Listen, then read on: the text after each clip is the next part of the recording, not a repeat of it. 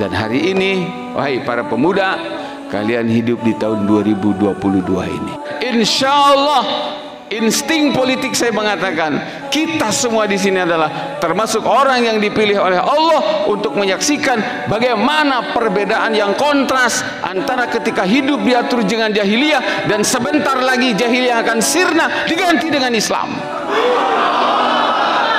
Kita akan menyaksikan pola kehidupan yang kontras. Hari ini dipenuhi dengan kezaliman, banyak pengadilan, gedung-gedung pengadilan, tapi pret keadilan. Betul? Betul? Bagaimana hari ini kezaliman merajalela, ketidakadilan, ketimpangan sosial kehidupan hari ini mencolok banget, begitu gampang. Bagaimana nanti kita akan menyaksikan tatkala jahiliyah ini diganti dengan Islam. A'udzu billahi minasy syaithanir rajim.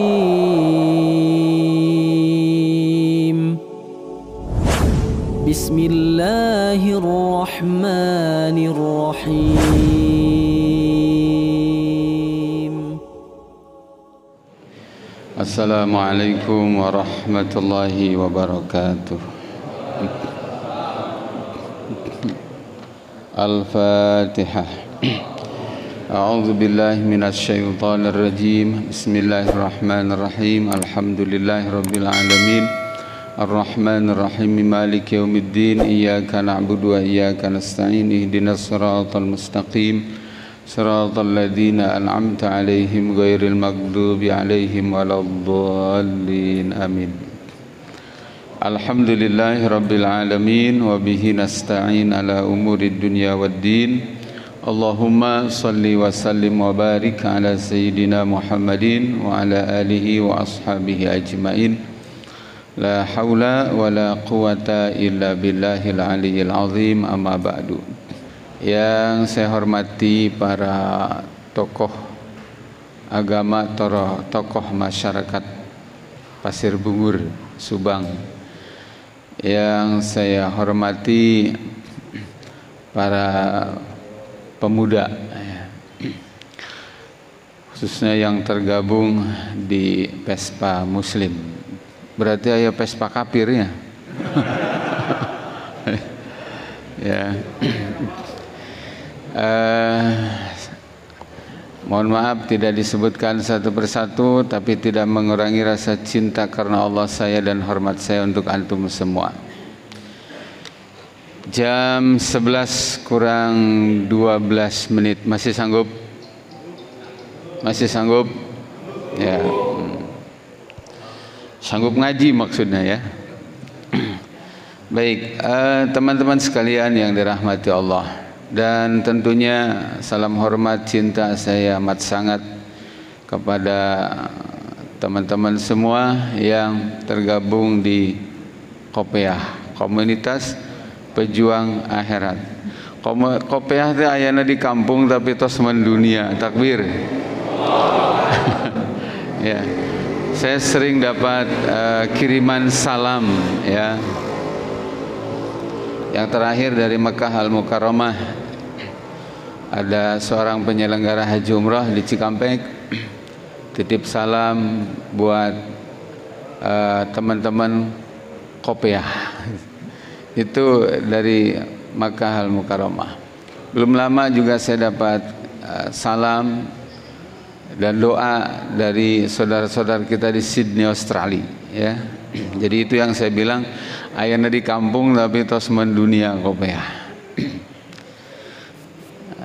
Di satu sisi kita syukuri, sisi lain juga tadi tambah kuatkan ikhlas kita karena Allah Subhanahu wa ta'ala. Baik teman-teman sekalian yang dirahmati Allah, doakan agar saya tidak menyampaikan apa yang sudah disampaikan oleh guru-guru kita yang tadi ya, Ustadz Ujang Mahmud, yang kedua Abi Ahmad. Satu, Nabi SAW berpesan kepada para pemuda ya, Salah satunya adalah syababaka qabla haramik. Manfaatkan masa mudamu sebelum kamu tua. Itu kata Nabi sallallahu alaihi wasallam. Inna syababahum as-syarihatul fa'alah fil ummah. Pemuda itu memang orang-orang yang energik untuk punya peluang berbuat yang terbaik di tengah-tengah umat. Wahum umuduha. Jadi para pemuda itu adalah tihangnya umat. Waruhuha al-hayah. Jadi pemuda itu adalah ruh kehidupan umat.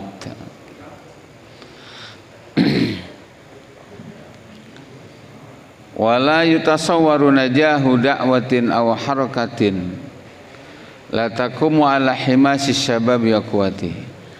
Tidak akan terbayangkan dan tidak pernah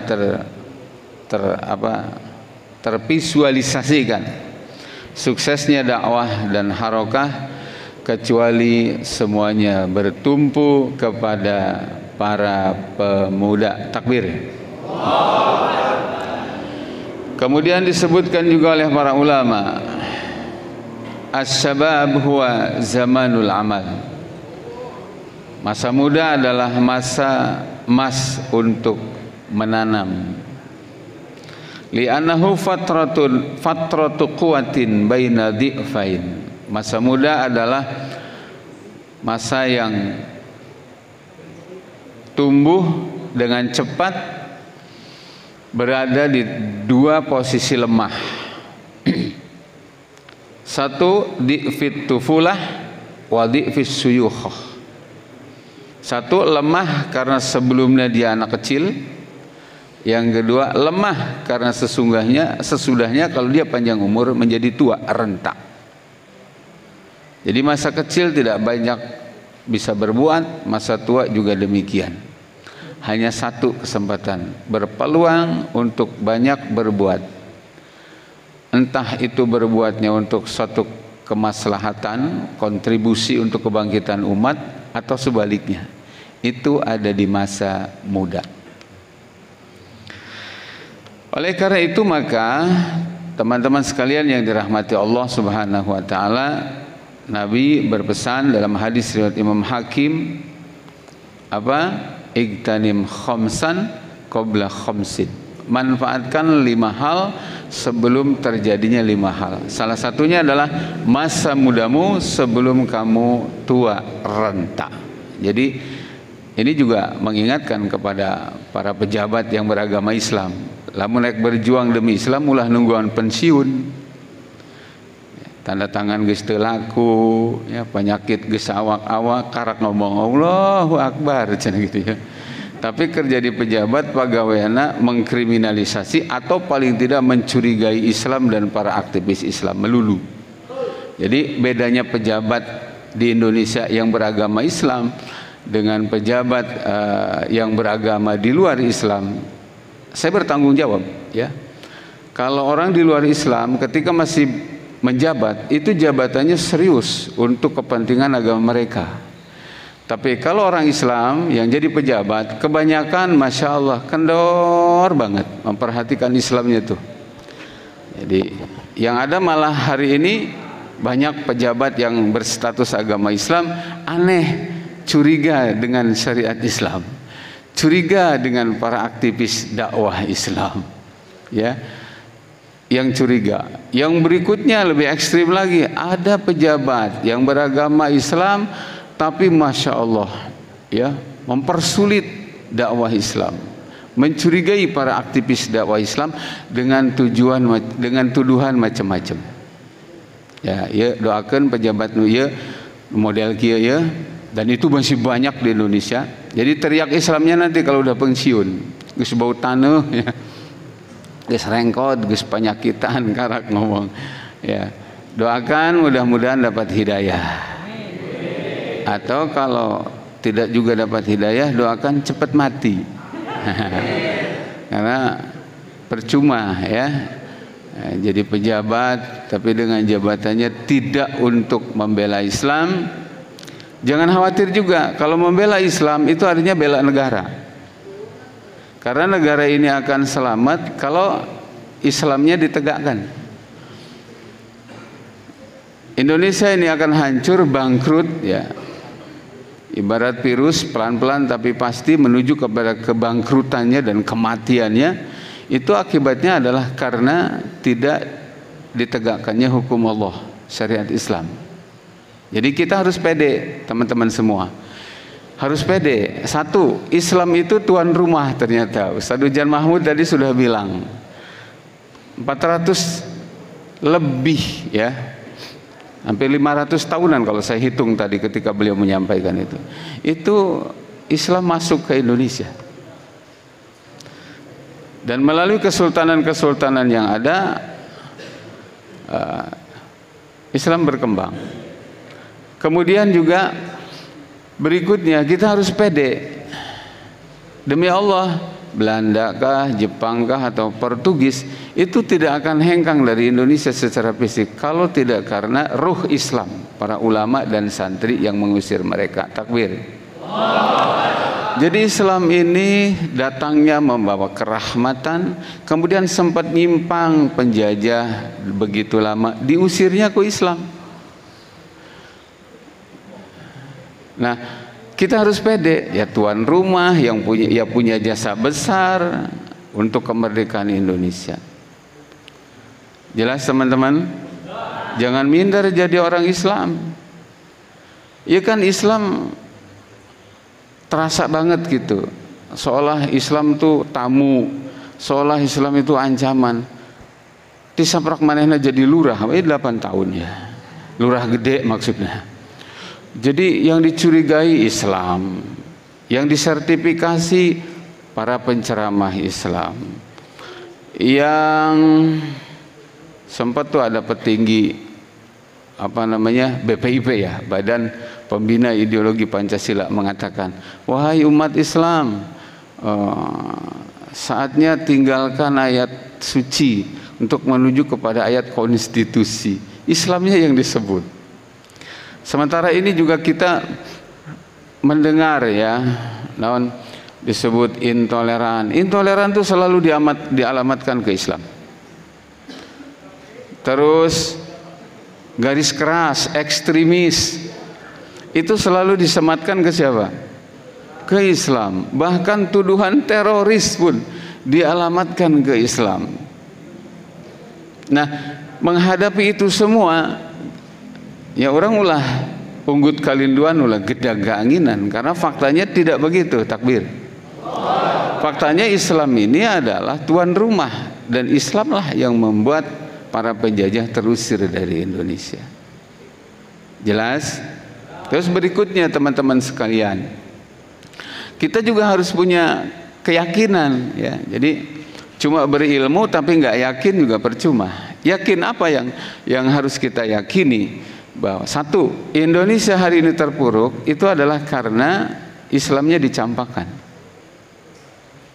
Kalaupun semua presiden yang menjabat jadi presiden di Indonesia semuanya beragama Islam, iya fakta. Tapi demi Allah tidak pernah para pejabat yang beragama Islam itu membawa Islam sebagai penguasa.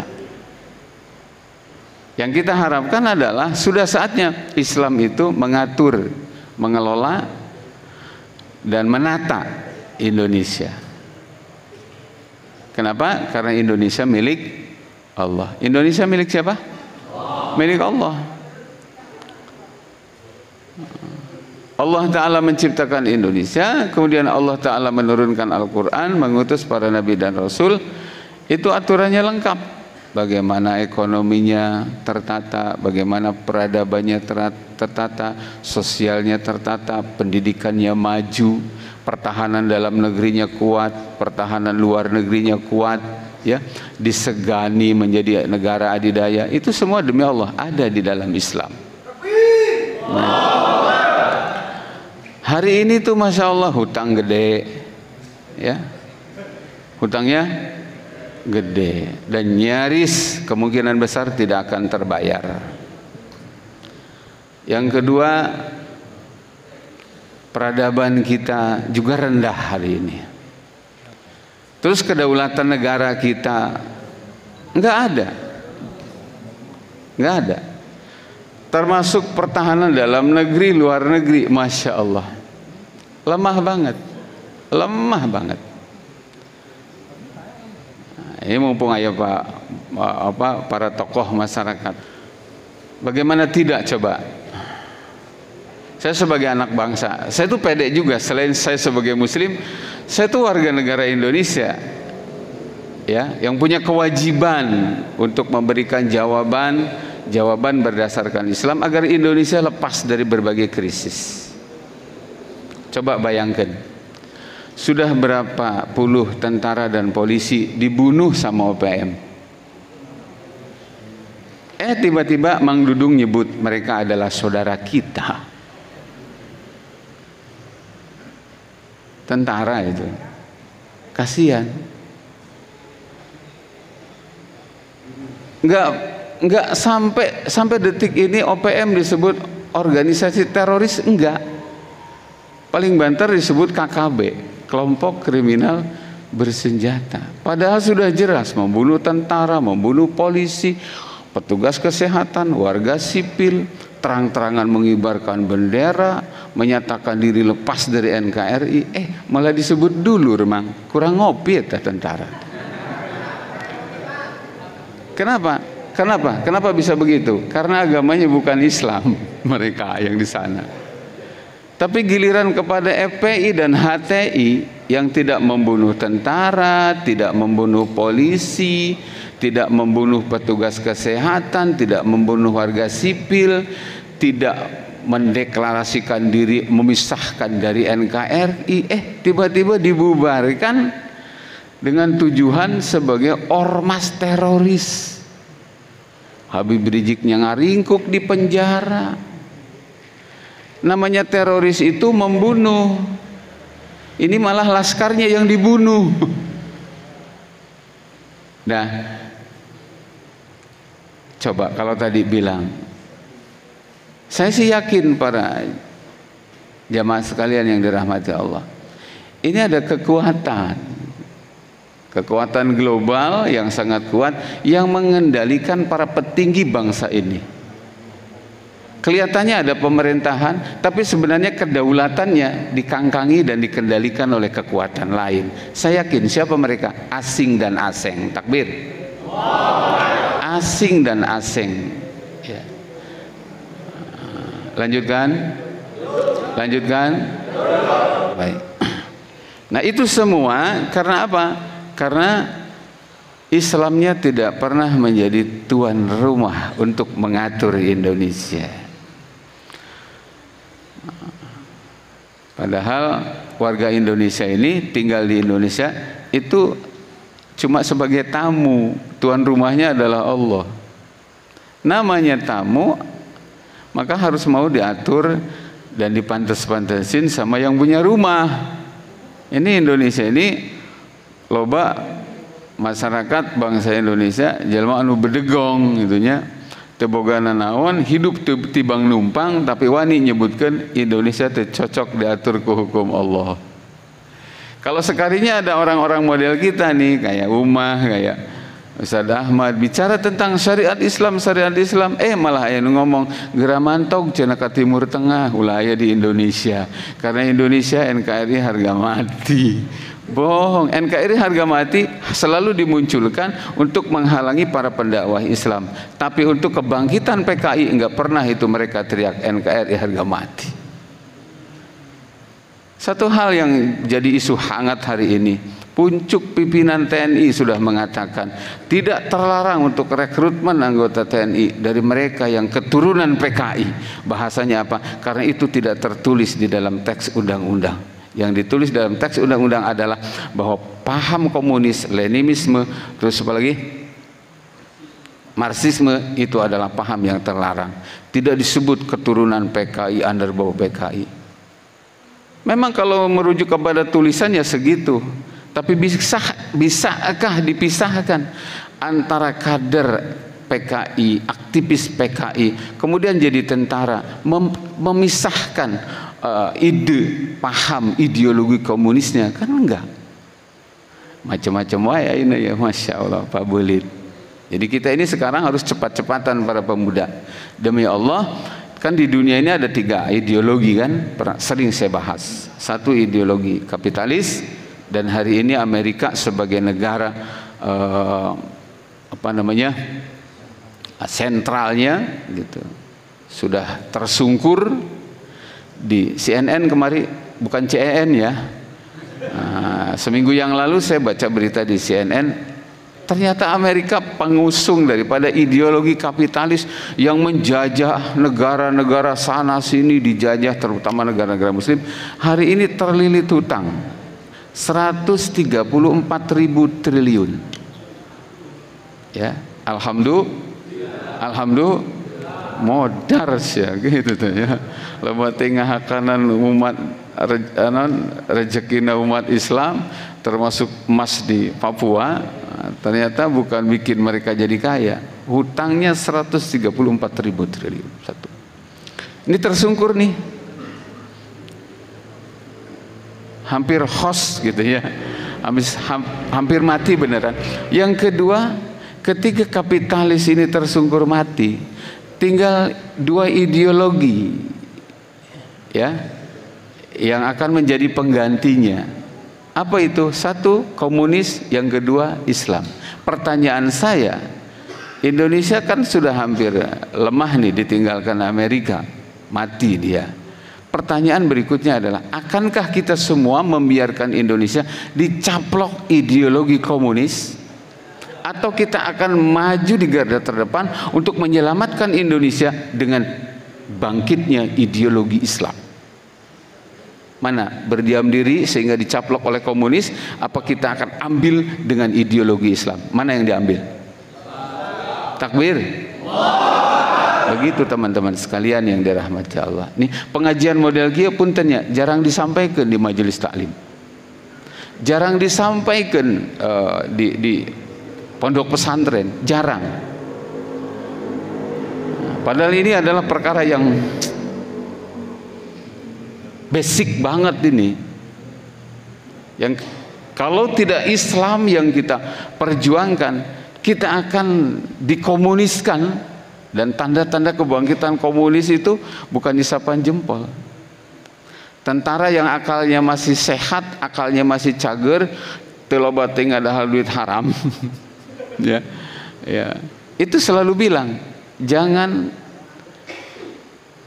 anggap sepele kalau ideologi komunis itu akan bangkit. Dan jika ada orang yang mengatakan ancaman ideologi komunis hanya isapan jempol, sesungguhnya itu tidak ada.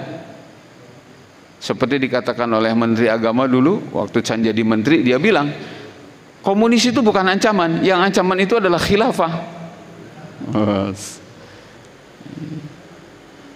Ya, bayangkan coba.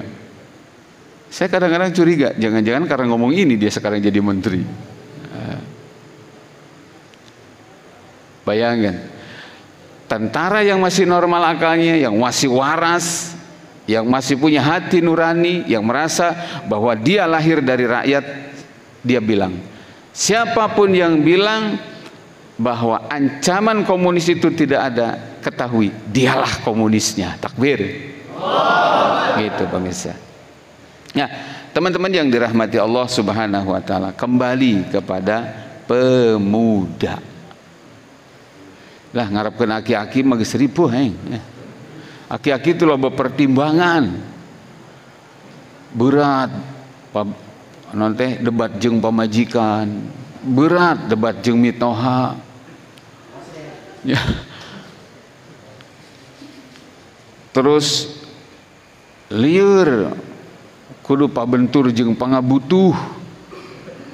Oleh karenanya maka yuk ngaji Islamna sing sampurna, Islam ideologis, Islam yang kita pahami mengatur hubungan dengan Allah, mengatur hubungan dengan diri sendiri, mengatur hubungan dengan sesama makhluknya Allah, bahkan Islam mengatur hubungan manusia dengan alam. Itulah Islam. Makanya Islam jadi solusi. Jelas para jemaah? Jelas para jemaah? Baik, ya. Apa yang harus dilakukan oleh para pemuda? Terlibat dalam dakwah Islam demi tegaknya syariat Islam yang kafah. Terlibat. Sungguh kemuliaan Islam hanya bisa tampak bila umat, khususnya kaum muda, senantiasa berdakwah untuk menegakkan Islam. Takbir. Al-Quran telah merekam. Lihat Al-Kahfi ayat 13 dan 14. Bahkan ada satu yang menarik banget nih, cerita Ashabul Kahfi itu. Kalau jumlahnya 6, 7 berikut anjingnya, ada 7, 8 berikut anjingnya, itu memang kembalikan ke para ahli tafsir. Tapi Ashabul Kahfi itu para pemuda semua yang sudah mendapatkan jaminan masuk surga. Salah satunya unik banget, anjing loh. Ini bukan cerita, bukan tahayul ya, bukan. Ini real, fakta. Apa maksudnya? Unik kan? Ayah anjing asup ke surga. Padahal menurut madhab Imam Syafi'i hukumnya najis mughaladah. Pertanyaannya, kunaon asup ke surga? Jawabannya adalah karena anjing ini mengikuti menjadi pembela 7 pemuda yang berdakwah menegakkan Islam melawan penguasa yang anti-Islam. Ngerti maksudnya? Ngerti maksudnya? Sabangor-bangorna orang, para pemuda, saya termasuk orang yang tidak melihat seseorang dari penampilan. Koplah rek tatoan rek naon oge. Penting hatena heuh. Laras teu? Buuk narek pirang, narek hideung, narek pirang kampung sabodo teuing lah aing mah. Teu ningali penampilanana. Saya percaya optimis hatinya. Iya, andai kata saya nih, saya dulu pemabok, saya dulu penjinah, saya dulu pernah ngebunuh orang. Tapi saya kan tetap manusia. Dibandingkan jeung anjing, derajatnya mulia siapa? Mulia siapa? Mulia manusia. Asal semangat membela ulama yang mendakwahkan agama, yang dihalangi dan dikriminalisasi oleh rejim, anjing ngabelaan ulama nu ngadawahkeun agama dihalangan ku penguasa, ku rejim nu anti agama, eta anjing asup ka surga.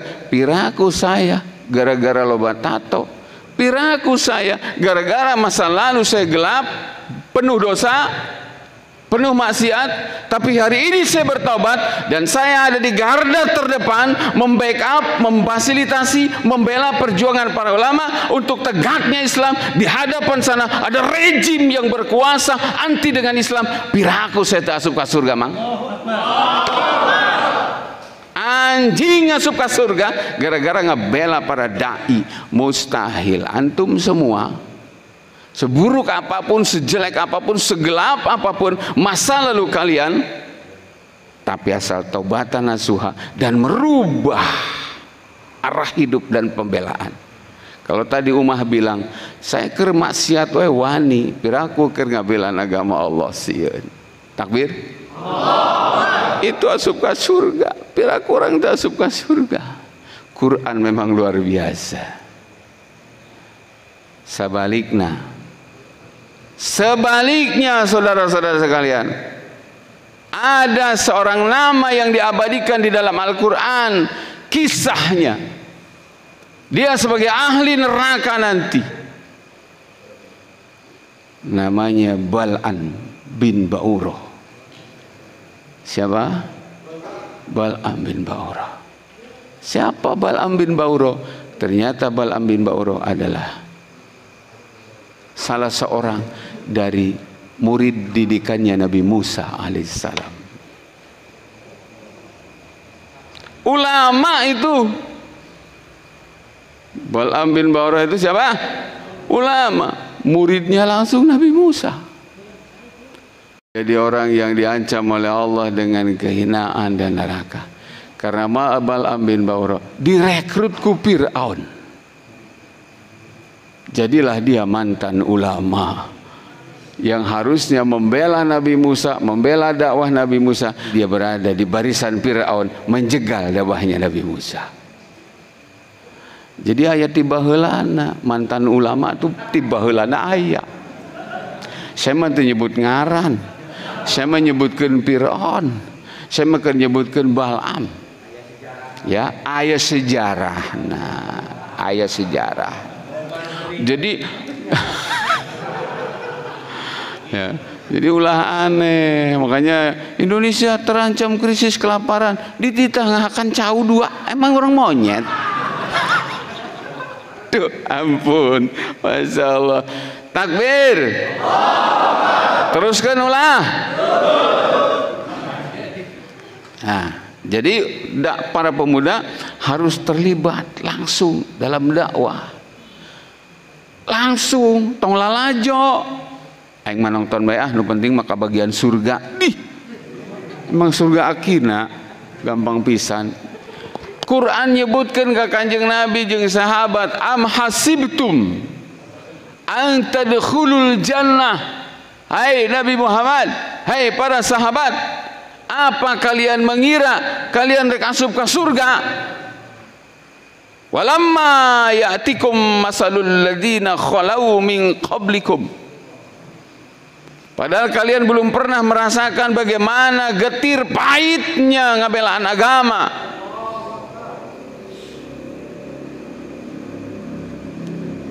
Massathumul ba'sa wad-dharra wa zulzilu. Mereka diguncang, pahit, menderita, susahnya luar biasa. Hatta yaqula rasul walladzina amanu ma'ahu mata nasrullah. Sampai mereka berkata, wahai Allah, kapan pertolongan Allah ini datang? Apa kata Allah? Ala inna nasrallahi qarib. Ketahuilah pertolongan Allah itu dekat, saudara-saudara sekalian. Dan hari ini, wahai para pemuda, kalian hidup di tahun 2022 ini. Insya Allah, insting politik saya mengatakan, kita semua di sini adalah termasuk orang yang dipilih oleh Allah untuk menyaksikan bagaimana perbedaan yang kontras antara ketika hidup diatur dengan jahiliyah dan sebentar lagi jahiliyah akan sirna diganti dengan Islam. Kita akan menyaksikan pola kehidupan yang kontras. Hari ini dipenuhi dengan kezaliman. Banyak pengadilan, gedung-gedung pengadilan, tapi pret keadilan. Betul? Betul? Bagaimana hari ini kezaliman merajalela, ketidakadilan, ketimpangan sosial kehidupan hari ini mencolok banget, begitu gampang.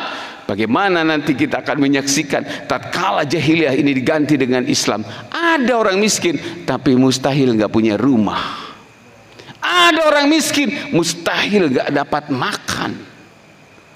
Kenapa? Karena seluruh sumber daya alam dikelola oleh negara kemudian disalurkan kepada rakyat, baik yang beragama Islam ataupun di luar Islam. Karena Islam akan melayani seluruh warga negara tanpa melihat agama naon ieu, Islam diurus, agama naon ieu, Kristen, paeh we paeh, enggak. Dia akan urus saudara-saudara sekalian. Dia akan rawat itu atas nama warga negara. Makanya saya sering bilang, ketika Indonesia diterapkan dengan syariat Islam, targetnya apa? Untuk umat Islam targetnya dua. Satu, bahagia sejahtera di dunia, akhiratnya masuk surga. Untuk orang di luar Islam, ada Kristen, ada Hindu, ada Buddha, segala macam, targetnya apa? Syukur mereka masuk Islam. Tapi ketika mereka diajak masuk Islam, tidak mau masuk Islam, namun kehidupannya diatur dengan Islam, targetnya minimal mereka merasakan bagaimana listrik gratis, keadilan tercipta, bagaimana kenyamanan terasakan real di tengah-tengah kehidupan mereka, sehingga mereka peperiheun kajin di akhirat asup neraka oge, di dunia pernah senang. Eta terus Islam disalahkan. Islam salahnya di mana, bro? kan sudah ngajak, ayo masuk Islam biar kamu bahagia di dunia dan di akhirat. Embung aing mah embung asup Islam. Bung, kekeh bae dina agama orang nenek moyang engkop, tapi aturan Islam mah kudu mah aturan hirup mah kudu make Islam supaya naon? Supaya maneh genah. Orang di luar Islam tuh bakal bahagia apa ketika diatur dengan Islam. Satu, pajak. Boga imah teu dipajegan, boga motor teu dipajegan, boga mobil teu dipajegan. Kenapa? Karena dalam Islam pajak itu haram. Iya imah mana, iya motor mana, iya motor isnu saya. Geus kolot siga kieu dipajekan teh ya. Di dalam Islam nanti pajak, engkop motor maneh ngaluarkeun duit sakali baheula keur jual beli, ka dituna enggak ada. Orang di luar Islam mau enggak kalau enggak ada pajak? Mau enggak kalau listrik digratiskan? Mau tidak pendidikan digratiskan? Mau tidak kesehatan digratiskan, ditanggung oleh negara? Mau nggak mereka? Mau. Kasih tahu ke mereka, Islam bukan ancaman. Islam ini rahmat bagi seluruh alam. Bahkan Islam ini menjamin keamanan untuk binatang saja pun Islam menjamin. Salah satunya apa? Islam memperhatikan ulah kiih dina lubang, itu salah satu rahmat. Rumah motor ya kebelet hangki lak-liuk. Nah, aya liang ngahajakun cur gitu. Nggak boleh di dalam Islam. Karunya. Atuh komo jelema mah termasuk nu di luar agama Islam, demi Allah diperhatikan ku Islam mang. Makanya saya katakan para pemuda sing percaya diri jadi muslim, percaya diri ngaji Islam, percaya diri ngamalkan Islam, percaya diri tampil di depan, jangan netral, jangan jadi penonton, jadi pejuang Islam. Kenapa? Karena hanya dengan ini hidup kalian punya nilai, hanya dengan ini hidup kalian punya manfaat untuk sesama, apapun agama mereka. Terakhir, paling ngeunah lamun ngaji kiaina geus ngomong terakhir. Iya. Kan sok aya ngomong kieu, Islam ancaman, Islam ancaman. Saya bilang lain, ancaman oge lain. Lah ancaman lah. Cek sasia, cek TV aing mah gitu. Jawab, Islam itu rahmat, Islam itu pelindung, Islam itu perisai, bahkan bukan hanya untuk muslim tapi juga untuk non muslim. Cek saha, cek Quran, cek saha, cek hadis Nabi gitu. Tapi kok kene yang ngomong mau ancaman lah, Islam itu ancaman. Kali-kali mah diheueukeun, heuh atuh kumaha sia lah gitu. Islam ancaman heuh lah gitu. Jadi bere dalil embungan. Bejakeun ancaman keur saha? Ancaman keur penjajah, ancaman keur para koruptor. Itu Islam. Ya, kenapa? Karena saat Indonesia menerapkan aturan Islam, nujina diranjam. Aduh aing teu bisa ieu deui, ieu ngajablay aing. Nah, kaancam kan? Jablay dongdot germo kaancam. Tapi ulah khawatir, Islam kan memberikan lapangan pekerjaan begitu banyak. Nah, tapi angger pagawean loba naon oge anu geus beuki mah kadong beuki. Tah eta terancam ku Islam teh nu beuki jinah. Dua, ya Islam itu ancaman. Betul, buat siapa? Buat penjahat koruptor. Kenapa? Jangan macam-macam. Koruptor itu istitabah hukumannya, suruh kembalikan asetnya, kalau enggak dibunuh mati. Sigan loba nu modar di Indonesia ya koruptor, namun diterapkan Islam. Syukur alhamdulillah. Ya kan gara-gara manusia-manusia koruptor kan. Itu Indonesia jadi bangkrut siga kieu teh. Bayangkan musim corona 2 tahun rakyat disingsieunan ku virus corona. Ya Allah, ternyata pejabat di level tertentu kekayaannya meningkat rata-rata 70%. Aing salah seorang korban. Keur saya rek ceramah ka NTB eta kudu disueb. Dicolok irung jeung tenggorokan, 480.000 tuh rumah sakitnya ke deket Kujang Cikampek. Saya nanya, jangan sabar alaman ya Bu, jangan 2 poe cina Pak.